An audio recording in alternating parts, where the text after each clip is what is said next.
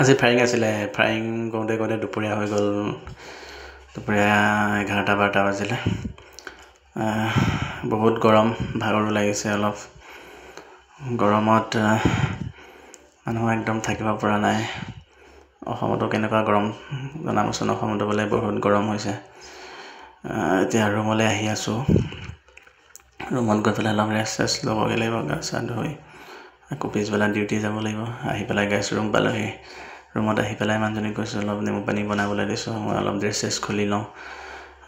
আপোনালোকেও বাৰু গৰমত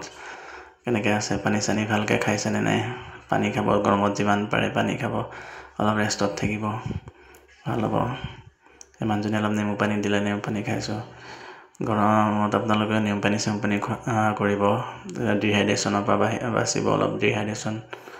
বেছি হয় গৰমত যিমান গৰম হ'লেও পানীটো বেছি খাব পানীটো খুব খাই থাকিব পানীটো খাই থাকিলেহে অলপ মানে বেলেগ বেমাৰ চেমাৰ বাচিব আজিলৈ ভিডিঅ'টো ইমানেই দিয়ক আহিলোঁ ধন্যবাদ